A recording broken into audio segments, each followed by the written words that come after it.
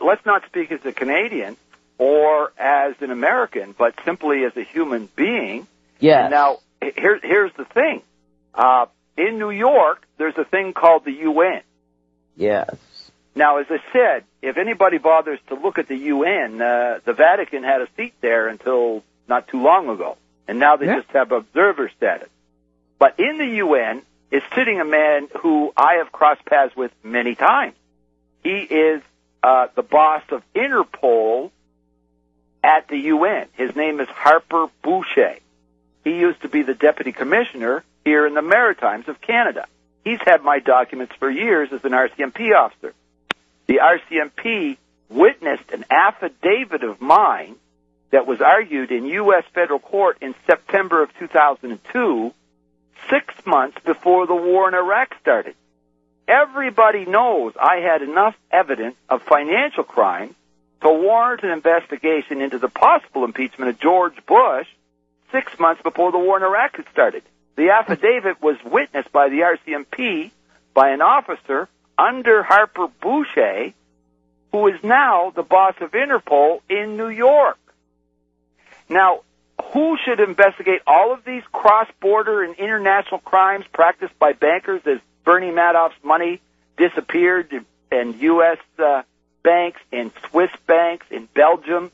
France is investigating him. Who has jurisdiction over Bernie Madoff and his worldwide doing? Interpol.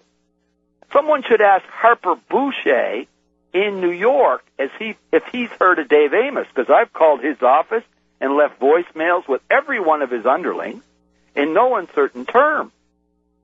As a citizen of this world, we all have human rights, and believe it or not, the guy who wrote the Human Rights Charter or whatever from the UN comes from the very county in Canada that I'm sitting in right now. He's from Hampton, New Brunswick. And Canadians think we are a great, purportedly profound democracy. Democracy begins at home. And it begins right here in this kitchen, in this county, where my forefathers are buried. And okay, David, I hear the music. We're going to a break. We'll be right back, folks. I hope you realize how important this information is. Tell everybody to listen to this archive. We'll be right back.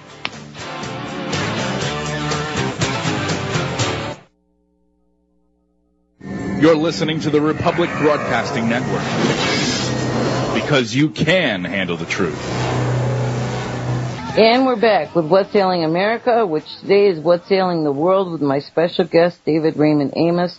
And, George, I want to thank you for your call, and I want to encourage you to keep on doing whatever your conscience leads you to do. But I also want to encourage the listeners to listen to the archives, especially from the last few weeks, of my show with Marine Drew Rains on blogtalk.com. Drew's website is the www.AMD, that stands for a Marine's Disquisition, .elequity.com, because what we have to do is get to the root of the evil. And Drew is going to be posting a document called Silent Weapons for Quiet Wars. These minions have been planning for eons as to what they're doing right now. And we have to face how deep this corruption goes.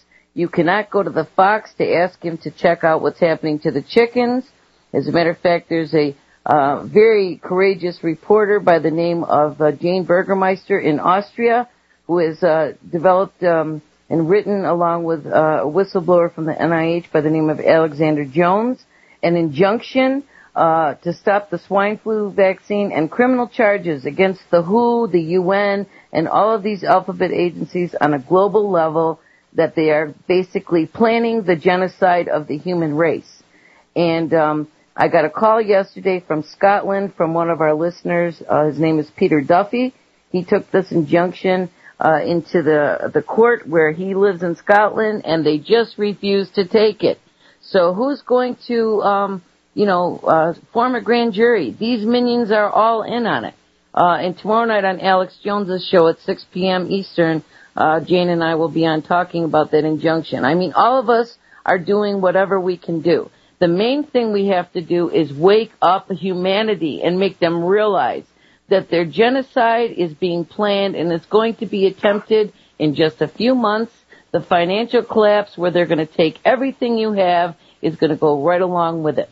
And that's the message, and it's very hard to swallow, but those are the facts.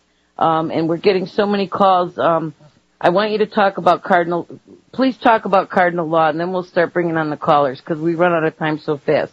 What did you do with cardinal law, David? Okay, in the first lawsuits I ever filed in my own name as a pro se litigant, and I'm a layman, not a lawyer who sues lawyers. But all lawyers, chartered accountants, are licensed to practice law or count beans by the state, and they have rules they must obey. Now, in the first lawsuits I filed was pursuant to the Constitution of Massachusetts within a state court. It was, if one goes to the files that I directed them to, cross-border in scrib, deep in the files you'll see an affidavit that I filed in U.S. District Court, downtown Boston, the federal court. The docket number was 02-11687 RGS.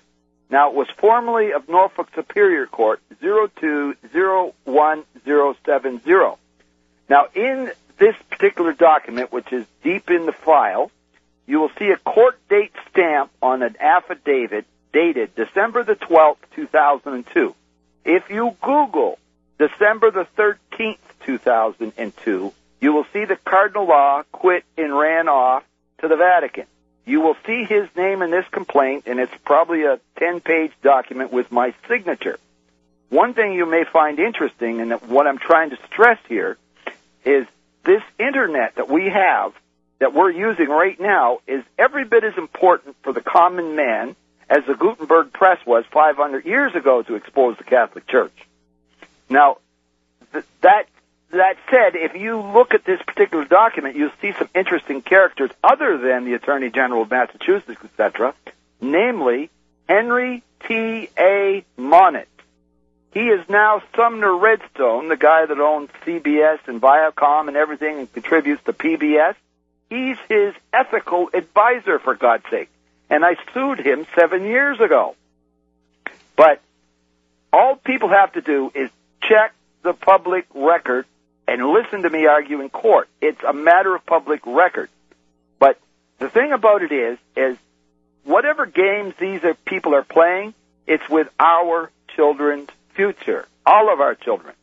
Yes. And if you ask your state, your town, your state, your county representative, there's another way to go at the Fed. Like, if the Attorney General of New York doesn't want to exercise the Martin Act, that doesn't stop the fellow in Kentucky or Vermont or New Hampshire from doing it. It does not stop me. Now, for instance, I'm in Canada. I sue Her Majesty the Queen in Canada in federal court. It cost me $2 to file the lawsuit. The RCMP are, the big thing about the RCMP is they are the Royal Canadian Mounted Police. The key word is royal. And if you read the Crown Liability Act, the Royal Canadian Mounted Police are servants of Her Majesty the Queen. When the RCMP assisted Ashcroft in his attempt to take me to Guantanamo Bay, the Queen offended me. It's her job. I'm named after the first Canadian to win the Victoria Cross in World War II. He was my father's captain. What did that man die for? For my right to challenge the Queen when she fails to act within the scope of her employment by way of her Royal Canadian Mounted Police. And those are the people that are intercepting our call and our Skype connection. They are very worried about this pending lawsuit.